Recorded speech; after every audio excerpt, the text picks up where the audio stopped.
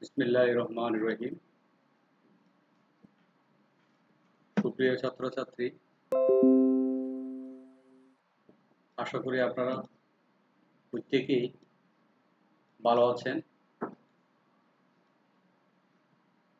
আপনাদের ভালো থাকা আমার একান্ত কামনা মহান আল্লাহ পাকের কাছে।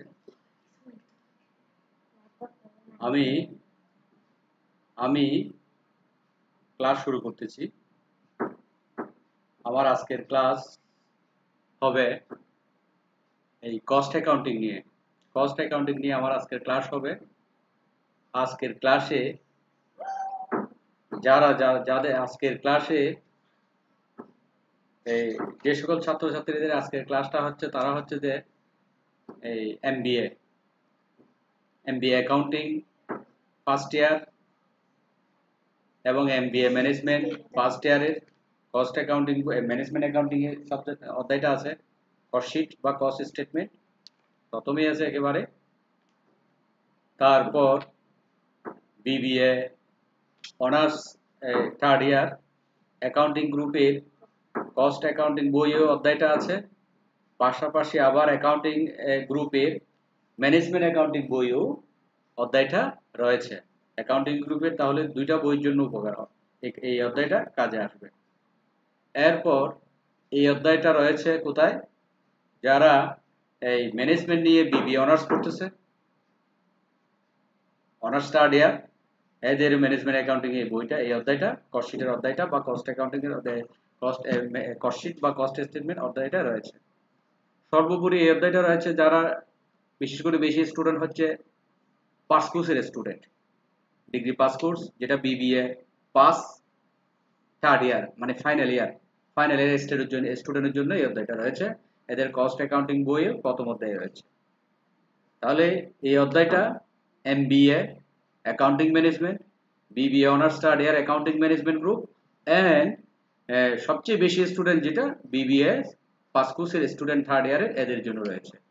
প্রত্যেক স্টুডেন্টের জন্য উপকার হবে। আমার ক্লাসটা ধারাবাহিকভাবে উপভোগ করলে অবশ্যই এই অধ্যায়টার জন্য কোনো প্রশ্নই থাকবে না। যে কোনো ইয়ার কোয়েশ্চেন নিমিশেই কি করা যাবে, সলভ করা যাবে, যদি আমার প্রতিটি ক্লাস ধারাবাহিকভাবে সবগুলা করা হয়। কেউ আশা করি এই কোনো সমস্যা থাকবে না অঙ্কের মধ্যে, যে কোনো এই অধ্যায়ে যে কোনো অঙ্ক ইজিলি সলভ করতে পারবে। এই হলো আমার প্রারম্ভিক কথা। এরপর আমি এখন চলে যাব এই আমার চ্যানেল সংক্রান্ত কিছু কথা নিয়ে। ইতিমধ্যে আমার প্রায় 136 জন স্টুডেন্ট এবং অন্যান্য শুভাকাঙ্ক্ষী আমার সাথে যুক্ত রয়েছেন। প্রত্যেকে আমার সাথে আমার চ্যানেলে সাবস্ক্রাইব করেছেন, যুক্ত আছেন। প্রত্যেককে আমার অন্তঃস্থল থেকে ধন্যবাদ জানাচ্ছি যারা যুক্ত হয়েছেন।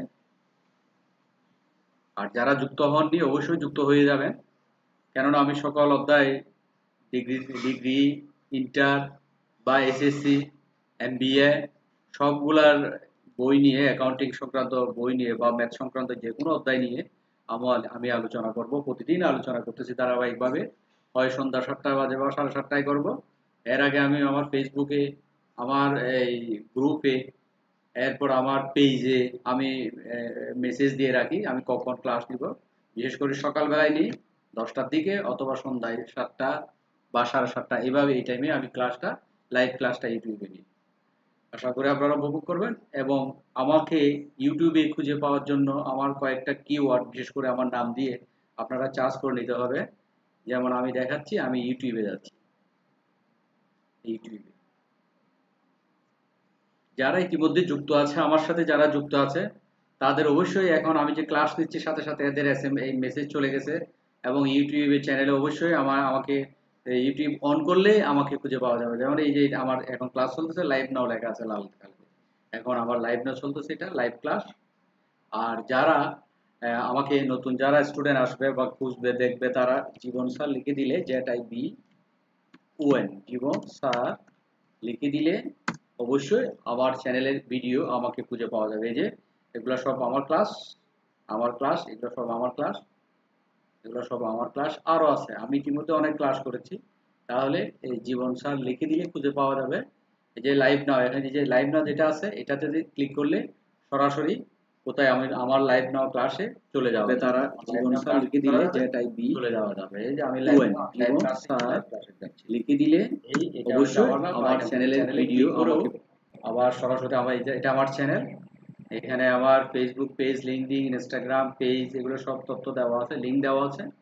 এই যে আমার লাইভ নাও আমি ক্লিক করতেছি, এই লাইভে আমি আমার লাইভ নাও ক্লাসে চলে যাবে, তারা জীবন স্যার লিখে দিলে যে একটা ভিডিও ক্লিক করে লাইভ নাও লাইভ ক্লাসে চলে যাবে।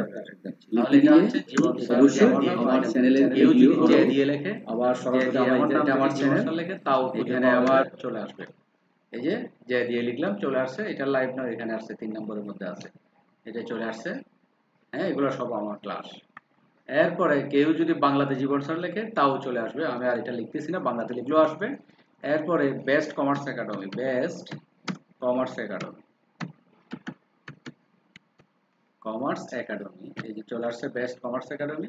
বেস্ট কমার্স একাডেমি লিখে দিলে এই যে চলে আসছে আমার ক্লাস, এই লাইভ নাওটা এখানে চলে আসছে। বেস্ট কমার্স একাডেমি লিখে দিলেও আমার ক্লাস খুঁজে পাওয়া যাবে, আমার এই লাইভ ক্লাসটাও খুঁজে পাওয়া যাবে, আমার অন্যান্য ভিডিওগুলো খুঁজে পাবে। যে কোনো একটা ভিডিওটি ক্লিক করে আমার চ্যানেলে গিয়ে প্লে লিস্ট থেকে, প্লে লিস্টে আমি আলাদা আলাদা করে করে রাখছি, কোন অধ্যায়টা আছে, কোন অধ্যায় করা করতেছি, এটা প্লে লিস্টে আছে, প্লে লিস্ট অনুযায়ী সিরিয়াল আপনারা করতে পারবেন। এই প্রতিটি অধ্যায়ের নাম উপরে দেওয়া আছে আমার থাম্বনেলের মধ্যে, এই আপনারা খুঁজে পাবেন। তাহলে বেস্ট কমার্স একাডেমি দিলেও পাবেন, পাশাপাশি কেউ যদি আমার চ্যানেল নাম হচ্ছে কমার্স একাডেমি, কমার্স একাডেমি লিখে দিলেও তাও খুঁজে পাওয়া যাবে। এই যে চলে আসছে কমার্স একাডেমি, একদম উপরে আছে আমার ক্লাসটা। এরপর আরো নিচে আছে এই যে লাইভ নাও ক্লাসটা এখানে আসছে, আরো আছে, আরো খুঁজতে পাওয়া যাবে, নিচে আছে, এই যে আসছে।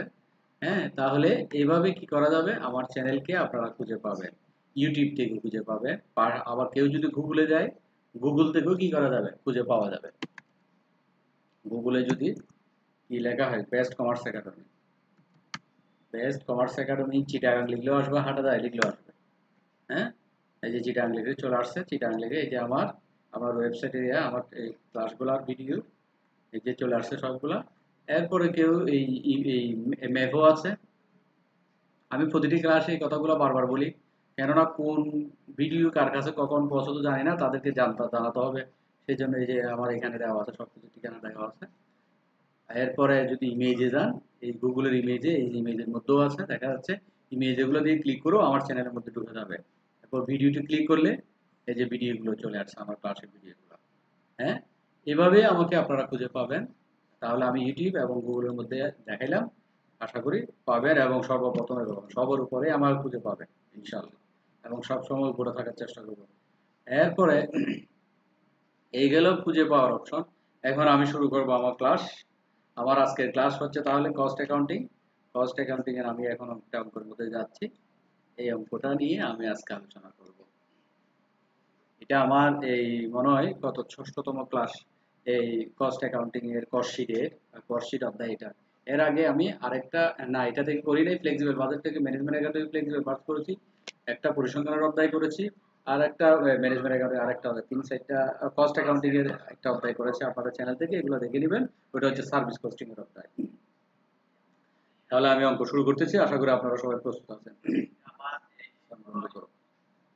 The books of Eastern Manufacturing Company engaged in assembling refrigerators show the following information for the 6 months ended December 31st, 2005. মানে এই ইস্টার্ন ম্যানুফ্যাকচারিং কোম্পানির রেফ্রিজারেটর অ্যাসেম্বলি করে, মানে বানায়, তৈরি করে, 6 মাসের তথ্য 2005 সালে নিচে দেওয়া হলো। 6 মাসের জন্য তো অঙ্কটা হচ্ছে কত মাসের অঙ্ক, অনলি 6 মান্থ, 6 মান্থ ডিসেম্বরে শেষ হচ্ছে। র মেটেরিয়াল পারচেজ, কাঁচামাল ক্রয় আছে এত। আপনারা ইতিমধ্যে আইটেমগুলো সম্পর্কে পরিচিত হয়ে গেছেন, 6টা ক্লাস চলতেছে, 6টা ক্লাসের মধ্যে মনে হয় 10টা 12টার উপর অঙ্ক করেছি আমি। স্টক জুলাই 1, 2005, জুলাইয়ের 1 তারিখে শুরু, যেহেতু ডিসেম্বরের 31-এ শেষ, জুলাইয়ের 1 তারিখে শুরু, 6 মাসের অঙ্ক, জুলাই থেকে ডিসেম্বর। তাহলে জুলাই 1 যেটা, সেটা হচ্ছে ওপেনিং স্টক বা প্রারম্ভিক মজুদ। প্রারম্ভিক মজুদ দিয়ে কুলন দিল র মেটেরিয়াল, কাঁচামালের প্রারম্ভিক মজুদ 2,50,000, ফিনিশ গুডস তৈরি মালের প্রারম্ভিক মজুদ 41,200, 50টা রেফ্রিজারেটর রয়েছে, 50 রেফ্রিজারেটর, 50টা রেফ্রিজারেটর এত টাকা। তাহলে কাঁচামালের প্রারম্ভিক মজুদ পাইলাম, ফিনিশ গুডের প্রারম্ভিক মজুদ পাইলাম, আমরা 2টা মজুদ পাইলাম গেল। এরপর আছে ডিরেক্ট লেবার। ডিরেক্ট লেবার প্রত্যক্ষ শ্রম আছে এত টাকা, ফ্যাক্টরি ওভারহেড কারখানা পরিচালনার সাথে এত টাকা, সেলিং এক্সপেন্স এত টাকা, জেনারেল এন্ড অ্যাডমিনিস্ট্রেটিভ এক্সপেন্স এত টাকা। এগুলো গেল। এরপর দেওয়া আছে কি sales 6000 refrigerator, sales 6000 refrigerator sales করতেছে 63,60,000 টাকা দ্বারা। তাহলে বিক্রয় পাইলাম আমরা খুঁজে। স্টক ডিসেম্বর 31 2005, 2005 স্টক ডিসেম্বর 31 তারিখে মজুদ। তাহলে ওই প্রথমে পাইছিলাম জুলাইয়ের 1 তারিখে মজুদ, যেটা ছিল ওপেনিং স্টক। এরপর আসে এটা ডিসেম্বরের 31 তারিখের মজুদ, এটা হচ্ছে যে কিসের স্টক, ক্লোজিং স্টক। তাহলে ক্লোজিং স্টক কিসের কিসের, র মেটেরিয়ালের পাইলাম আর পাইলাম কিসের, ফিনিশ গুডের। তাহলে আমরা দুইটা স্টক পাইলাম, ওপেনিং স্টক কিসের কিসের, র মেটেরিয়ালের ওপেনিং স্টক উপরে পাইলাম, নিচে পাইলাম র material closing stock. Finish good পাইলাম 50,000 টাকা উপরে ওপেনিং স্টক, নিচে পাইলাম ক্লোজিং স্টক। এগুলা পেয়ে গেলাম। এরপর ঘটনা আর কি দেওয়া আছে, নিচে দেওয়া আছে দেখি no unfinish work on hand. No unfinish, আমাদের মজুদ কিন্তু তিন রকম ছিল, raw material, work in progress, then finish goods. এখানে র মেটেরিয়াল ফিনিশ গুডস দুইটা মজুদ রয়েছে, কিন্তু আনফিনিশ গুড বা ওয়ার্ক ইন প্রোগ্রেস সেটা নাই। সেটার কথা নিচে বলে দিচ্ছে no unfinish work on hand, মানে অসমাপ্ত বা অপ্রস্তুত বা অতৈরিকৃত পণ্যের কোনো কি নাই, হাতে মজুদ নাই। এই গেল কোয়েশ্চেন। এরপর কি পাইলাম, এরপর আছে যে you are required to show, you are required to show, তোমাকে দেখাতে হবে, কি দেখাতে হবে, statement of cost of goods manufacture, statement of cost of goods manufacture, মানে পণ্যের উৎপাদন ব্যয় বিবরণীর একটা তৈরি করে দেখাতে হবে। Number of units manufacture, the number of units manufacture, কত ইউনিট উৎপাদন করেছে সেটা বের করতে হবে। উৎপাদিত একক, নাম্বার অফ ইউনিটস ম্যানুফ্যাকচার মানে কত ইউনিট উৎপাদন করেছে 6 মাসে, ও কত ইউনিট এরা রেফ্রিজারেটর তৈরি করেছে সেটা বের করতে হবে। কত তৈরি করেছে কোয়েশ্চেনে দেওয়া নাই, এটা একটা বের করতে হবে। Then the unit cost of refrigerator manufacture, unit cost একটার খরচ, একটা রেফ্রিজারেটর তৈরি করতে কত টাকা খরচ হচ্ছে সেটা বের করতে হবে। The unit cost of refrigerator manufacture, এক ইউনিটের রেফ্রিজারেটর খরচ কত সেটা বের করতে হবে। And the profit per unit sold, প্রতি ইউনিটে কত টাকা লাভ হয়েছে সেটা বের করতে হবে। তাহলে আমরা আর কি বের করতে পারবো, এক ইউনিট কত টাকা বিক্রি হচ্ছে সেটা নির্ণয় করতে হবে। এই গেল কোয়েশ্চেন। তাহলে আমাদের কোয়েশ্চেনের মধ্যে আমরা কি পাইলাম, কস্ট অফ গুডস ম্যানুফ্যাকচার, প্রতি একক পণ্যের ব্যয় বিবরণী বের করতে হবে। তারপর বের করতে হবে the number of units manufacture, কত ইউনিট উৎপাদন করেছে রেফ্রিজারেটর 6 মাসে সেটা বের করতে হবে। Then the unit cost of refrigerator manufacture, একটা রেফ্রিজারেটরের খরচ কত সেটা বের করতে হবে, এক রেফ্রিজারেটর খরচ কত সেটা বের করতে হবে। And the profit per unit sold, এক ইউনিট বিক্রি করলে বা একটা রেফ্রিজারেটর করলে বিক্রি করলে কত টাকা লাভ হয় সেটা বের করতে হবে। এই হলো আমাদের কোয়েশ্চেন।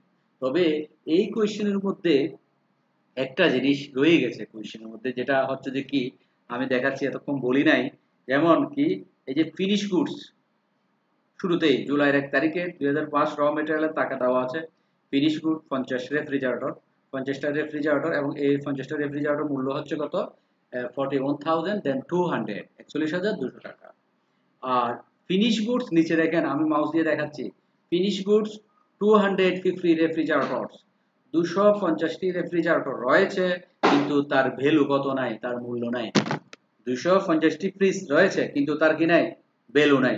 এই জিনিসটা এখানে ভ্যালুটা নির্ণয় করতে হবে, খুবই ইম্পর্টেন্ট এই অঙ্কের জন্য।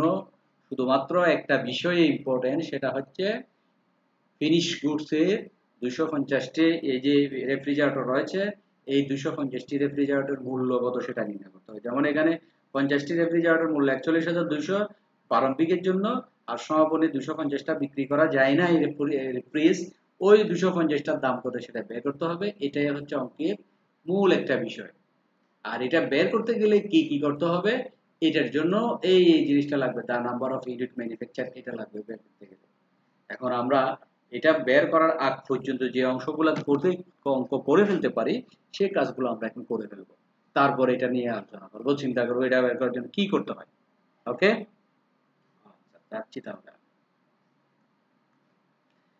এই যে আমাদের শুরু হবে তাহলে র মেটেরিয়ালের ওপেনিং স্টক থেকে, না? তাহলে opening stock of raw material 2,50,000। অঙ্ক করার সময় কি করতে হবে, প্রথমত প্রতিষ্ঠানের নাম ইস্টার্ন ম্যানুফ্যাকচারিং কোম্পানি লিখে গেলাম।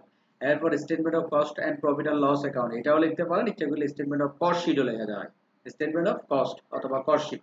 এখানে statement of cost and profit and loss account মানে কস্ট ব্যয় বিবরণী এবং লাভ লোকসান দুটো একসাথে বলে দিচ্ছে। এজ এ 31 ডিসেম্বর 2005, বছরের শেষ তারিখ, যেটা শেষ তারিখ ছিল এই তারিখ দিয়ে এজ এ 31 ডিসেম্বর 2005 দিয়ে এটা করে দেখাতে হবে। আচ্ছা, এরপরে আমরা যাব আমাদের কাজ করতে। কাজ করতে গেলে কি করতে হবে? প্রথমত র মেটেরিয়ালের ওপেনিং স্টক আছে কত? র মেটেরিয়াল 2 লাখ দেন 50,000, এই opening stock of raw material, opening stock of raw material 2,50,000 লেখা গেল, ঠিক আছে। এরপর কি করতে হবে আমি একবার বলে দিই, তারপর দেখাবো, ঠিক আছে। এই র মেটেরিয়াল পারচেজ, এই যে র মেটেরিয়াল পারচেজ 20,82,500, তাহলে ওপেনিং আমরা তো ইতিমধ্যে চারটা শিখে ফেলছি। ওপেনিং স্টক অফ র মেটেরিয়ালের সাথে পারচেজ অফ র মেটেরিয়াল যোগ আর closing stock of raw material 1,50,000, এটা বাদ দিয়ে যেটা বাইর হবে, যে টাকাটা বের হবে সেটার নাম হচ্ছে কি? র মেটেরিয়াল ইউজড অথবা র মেটেরিয়াল কনজিউম, মানে কাঁচামালের ব্যবহার। এত টাকার ফ্রিজের জন্য কাঁচামাল ব্যবহার হয়েছে, এটা বের হয়েছে, দেখেন ঠিক আছে কিনা। Opening stock of raw material 2,50,000 plus purchase, এই প্লাস এর দুই পাশে ব্র্যাকেট দিবেন, হ্যাঁ ফার্স্ট ব্র্যাকেট, এদিকে ফার্স্ট ব্র্যাকেট এদিকে ফার্স্ট ব্র্যাকেট দিবেন। পারচেজ অফ র মেটেরিয়াল 20,82,500 দুইটা যোগ করে আছে, লেস, এই লেস এর মধ্যে মাইনাস দিবেন অথবা এল ই ডাবল এস লেস দিয়ে বানান করে লিখে দিবেন। Closing stock of raw material 1,50,000, এটা বাদ দেওয়ার পরে 21,82,500 রয়েছে এবং এটার নাম কি? Material use. মেটেরিয়াল ইউজ যে কথা, র মেটেরিয়াল ইউজ একই কথা, র মেটেরিয়াল কনজিউমড একই কথা, তার মানে কাঁচামালের ব্যবহার। কখনো র মেটেরিয়াল ইউজ বলে, কখনো মেটেরিয়াল ইউজ বলে, কখনো র মেটেরিয়াল কনজিউম বলে, সবগুলোর বাংলা অর্থ এক, কাঁচামালের ব্যবহার। এটা গেল এতটুকু পর্যন্ত আমরা পাইলাম। এরপর এটার সাথে পরবর্তী আইটেম কি আছে? ডিরেক্ট লেবার, এই যে ডিরেক্ট লেবার, আমাদের এই ডিরেক্ট লেবার এটা যোগ করতে হবে। ডিরেক্ট লেবার যোগ করে কি হবে? যোগফলের নাম হবে প্রাইম কস্ট, দেখি প্লাস ডিরেক্ট লেবার, এত 20,50,000 যোগ করে কত? 43,42,32,500, এই 500 যোগফলের নাম হলো কি? প্রাইম কস্ট, মুখ্য ব্যয়। প্রাইম কস্টের বাংলা কি? মুখ্য ব্যয় বের হয়ে গেল, এতটুকু গেল। এটার সাথে কি যোগ হবে? এটার সাথে যোগ করতে হবে ফ্যাক্টরি ওভারহেড। এই যে ফ্যাক্টরি ওভারহেড মানে কি? কারখানা উপরি খরচ, কারখানা উপরি খরচ যোগ ফ্যাক্টরি ওভারহেড 8,76,300 যোগ করতে হবে, 8,76,300 যোগ করে দিতে হবে ফ্যাক্টরি ওভারহেড। আর ফ্যাক্টরি ওভারহেড 8,76,300 যোগ করা হলে টোটাল ম্যানুফ্যাকচারিং কস্ট বা কস্ট অফ ম্যানুফ্যাকচারিংটা বের হবে। এই ম্যানুফ্যাকচারিং কস্টের সাথে কি হবে? Opening stock of finish good যোগ closing stock of finish good বাদ। এই opening stock of finish good 41,200, এটা আছে 50টা রেফ্রিজারেটর, দাম হচ্ছে 41,200, এটা যোগ করে ফেলতে হবে। Plus opening stock of finish good যোগ করে গুডস অ্যাভেলেবল ফর সেল, বিক্রয়যোগ্য পণ্য ব্যয় এত টাকা, less closing stock of finish good. এইগুলো কিন্তু প্রতিটি প্লাস এবং মাইনাসে চিহ্নে ফার্স্ট ব্র্যাকেট দিয়ে দেখাতে হবে। Closing stock of finish good 2,06,000, এখন এই 2,06,000 তো এখানে ছিল না, এখানে ফিনিশ গুডস ক্লোজিং 250, রেফ্রিজারেটর আছে কিন্তু কি নাই? টাকা নাই, এই টাকাটা বের করতে হবে। এই টাকাটা এখানে এমনি বসানো দেওয়া যাবে না, আমরা জাস্ট এতটুকু পর্যন্ত করে আসার পরে less closing stock of finish goods পর্যন্ত লিখবো, কিন্তু এই টাকাটা বসাতে পারবো না। এই টাকাটা বসানোর জন্য আমাদের এখন একটা কি করতে হবে? ক্যালকুলেশন করতে হবে। আশা করি বোঝা গেল। এবং ক্যালকুলেশন করার জন্য কি করতে হবে? Closing stock of finish good বের করার আগে সূত্র জানতে হবে। ক্যালকুলেশন জন্য বের করার জন্য closing stock of finish good কিভাবে বের করা হয়, এই সূত্র কি সেটা আমাদের জানতে হবে। আমরা আগে সূত্রে যাচ্ছি। এই হচ্ছে, এটা হচ্ছে valuation of closing stock of finish good. আমি যেটা মাউস দিয়ে দেখাচ্ছি দেখেন, valuation of closing stock of finish good, তৈরি মালের সমপরিমাণ মজুত নির্ণয়। আর এটা সূত্র হচ্ছে কস্ট অফ ম্যানুফ্যাকচারে ভাগ কস্ট অফ ম্যানুফ্যাকচার বা প্রোডাকশন ইন ইউনিট বা টোটাল ইউনিট প্রডিউস। এটা প্রোডাকশন ইউনিটও বলতে পারেন, টোটাল ইউনিট প্রডিউসও বলা যায়, মানে মোট উৎপাদিত একক, ম্যানুফ্যাকচারিং কস্ট।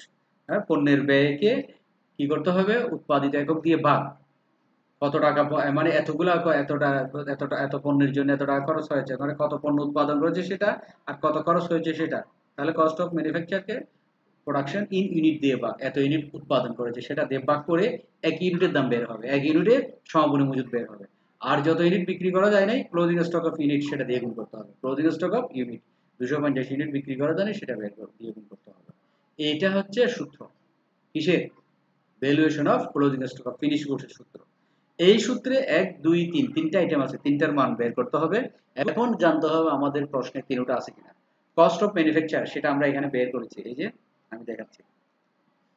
ম্যানুফ্যাকচারিং কস্ট, এই যে টোটাল ম্যানুফ্যাকচার 51,08,800, এটা ম্যানুফ্যাকচারিং কস্ট যে কথা, কস্ট অফ ম্যানুফ্যাকচারও সেম সেম কথা, 51,08,800 এটা পাওয়া গেল। দেখা যাচ্ছে? তাহলে সেটা বসা দিচ্ছি, দেখেন 51,08,800 বসে গেছে into closing stock of unit, এটাও দেওয়া আছে কোশ্চেনে দেয়। Closing stock of unit 250 refrigerator পাওয়া গেল না? তাহলে এটা গুণ, এটা বসে দিলাম, এটা বসে দিলাম। এরপরে ভাগ প্রোডাকশন ইন ইউনিট, কত ইউনিট উৎপাদন করেছে, এটা প্রোডাকশন মানে কত ইউনিট সে 6 মাসে তৈরি করেছে। এই প্রোডাকশন ইন ইউনিট কোশ্চেনের কি কোথাও দেখেছেন? এখানে ইউনিটের ঘটনা আছে শুধুমাত্র, এখানে 50টা রেফ্রিজারেটর ওপেনিং স্টক দেওয়া আছে, আর এখানে 6000 ইউনিট সেল রেফ্রিজারেটর বিক্রি করেছে, 250 রেফ্রিজারেটর সমাপনী মজুদ রয়ে গেছে, কিন্তু উৎপাদন কত করেছে, প্রোডাকশন কত করেছে তা কি এখানে আছে? অবশ্যই নেই। তাও কি করতে হবে, এই তিনটা ঘটনা থেকে আমাদের কত ইউনিট উৎপাদন করেছে, যেমন প্রারম্ভিক শুরুতে ছিল তার 50টা রেফ্রিজারেটর, মনে করেন জুলাই যখন সে রেফ্রিজারেটর ব্যবসা শুরু করতেছে 50টা রেফ্রিজারেটর দিয়ে ব্যবসা শুরু করেছে, তারপর 6 মাসে সে 6000টা রেফ্রিজারেটর বিক্রি করেছে, 6 মাসে কত 6000টা বিক্রি করেছে, আবার 6 মাস পরে ডিসেম্বর 31 তারিখে তার 250টা রেফ্রিজারেটর রয়ে গেছে। এখন প্রশ্ন হচ্ছে সেই রেফ্রিজারেটর নতুন করে কিনেছে কত, এইটাই বের করতে হবে, বা তৈরি করেছে কত, উৎপাদন করেছে কত। এখানে কত রেফ্রিজারেটর উৎপাদন করেছে সেটা দেওয়া নেই, সেটা বের করতে হবে। আর সেটা বের করা একেবারে ইজি, একেবারে ইজি, বুদ্ধির জন্য একটা বুদ্ধি ইউজ করতে হবে, বুদ্ধির ব্যবহার করতে হবে। কিরকম, আমাদের বছরের শুরু রেফ্রিজারেটর ছিল 50টা, এই যে এভরি রেফ্রিজারেটর কিন্তু এই শুরু রেফ্রিজারেটর মানে আমরা যখন 2000 জুলাই 1 তারিখে ব্যবসা শুরু করছি তখন এগুলো ছিল, তাহলে এগুলো নিশ্চয়ই আমাদের এই 6 মাসের রেফ্রিজারেটর না, আগের 6 মাসের রেফ্রিজারেটর, মানে পিছনের 6 মাসের।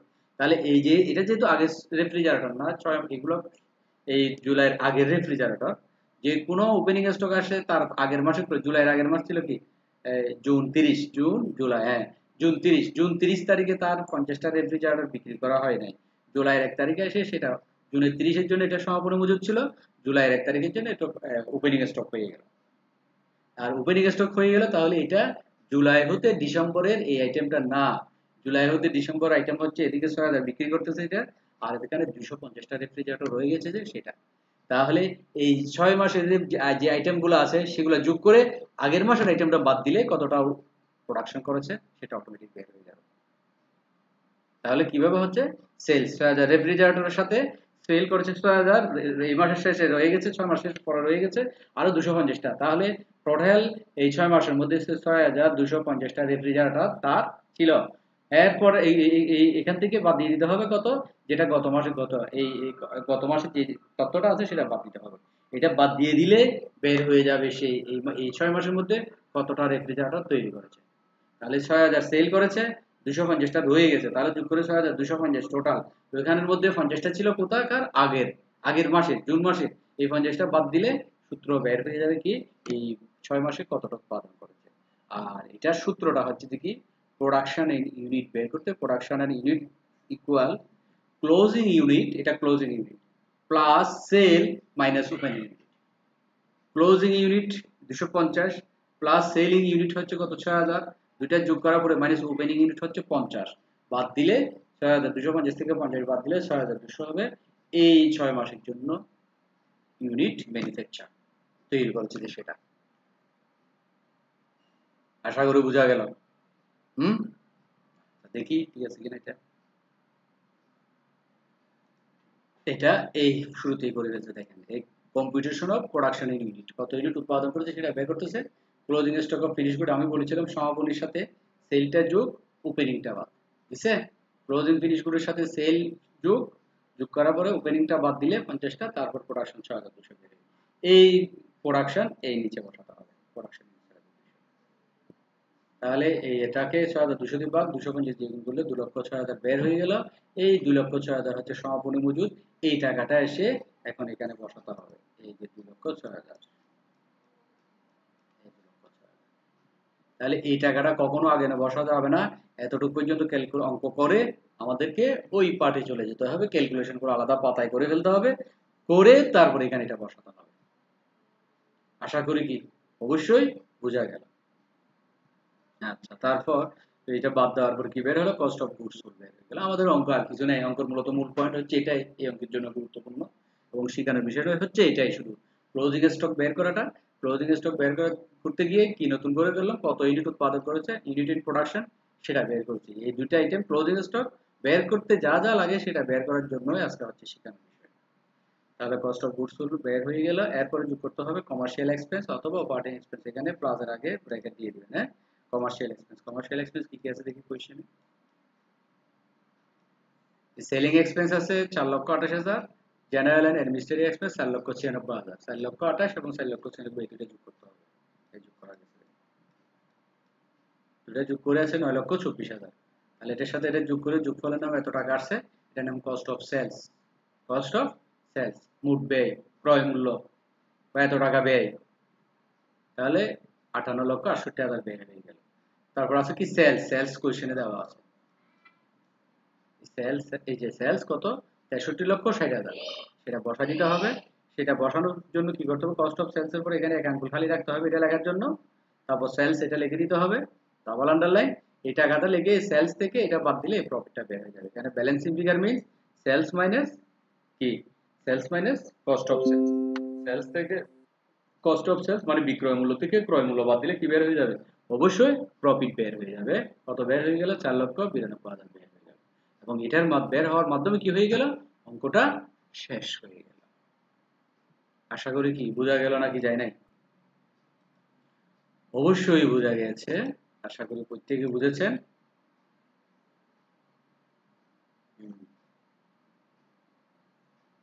অঙ্কটা আমি মনে হয় বুঝাতে পেরেছি।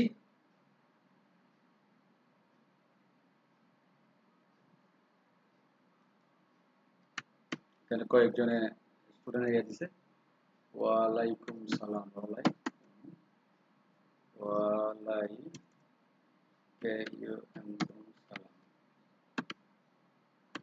জবাব দিলাম। হ্যাঁ, ওয়ালাইকুম সালাম। এখানে আমার কয়েকজনে মেসেজ দিছে, সালাম, ওয়ালাইকুম সালাম দিলাম। আশা করি এই আমি আমার ক্লাসটা বুঝাতে পেরেছি। আপনাদের এরপরে যদি কারো কোনো সমস্যা থাকে অবশ্যই আমাকে জানাবেন, আমি আপনাদের উত্তর দিব। আরেকটা অঙ্ক নিয়ে আলোচনা করবো কিনা চিন্তা করতেছি যে, আরেকটা অঙ্ক, সিগন্যাল ঠিক আছে কিনা একটু দেখিনি, এটা ঠিক আছে, এটাও ঠিক আছে। 27 মিনিট হইলো, একটা লাইভে ক্লাস বেশি হয় নাই, এদিকে 34 মিনিট দেখাচ্ছে। আচ্ছা, এই গেল এখনকার অঙ্ক। একটা অঙ্ক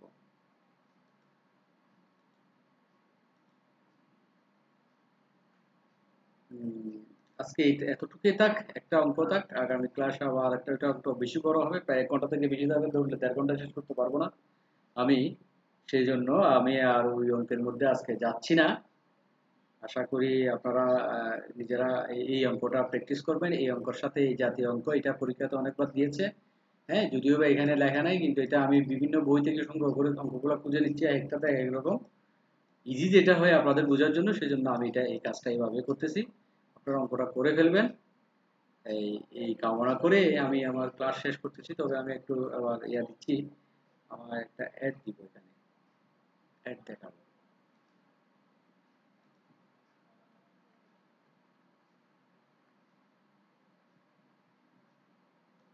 বের করার নিয়ম হচ্ছে, নাকি আরেকটা ক্লাস নিয়ে ফেলবো, 137 সাবস্ক্রাইব। আর যারা ইতিমধ্যে আমাকে আমার চ্যানেলে যুক্ত হয়েছেন, 137 জন যুক্ত আছেন, এখন পর্যন্ত যুক্ত হয়ে আছেন আমার চ্যানেল সাবস্ক্রাইব করে, আমার প্রত্যেককে আমার অন্তঃস্থ থেকে অভিনন্দন জানাচ্ছি, আন্তরিক মোবারকবাদ জানাচ্ছি। আপনারা একে অন্যকে বলতে হবে, এক বন্ধু আর বন্ধুকে বলতে হবে ক্লাস উপভোগ করার জন্য, ঘরে বসে থেকে অন্ততপক্ষে ক্লাস করার জন্য। আমি চেষ্টা করতেছি, পরিশ্রম করতেছি সবার জন্য, আমার ছাত্রছাত্রীদের জন্য। নিজেরা যদি না দেখে তাহলে আমার চেষ্টাটাও বৃথা যাবে আর কি। যদি আপনারা দেখেন, ক্লাস উপভোগ করেন, তাহলে আমারও ভালো লাগবে, আমার ক্লাস ছাত্ররা দেখেছে, উপকৃত হয়েছে। আর না দেখলে আমারও একটু খারাপ লাগবে না, কিন্তু খারাপ লাগার কথা। সেই জন্য আশা করি আপনারা অবশ্যই আমার চ্যানেলের সাথে যুক্ত থাকার চেষ্টা করবেন। এই গেল কথা, মূল কথা। আমি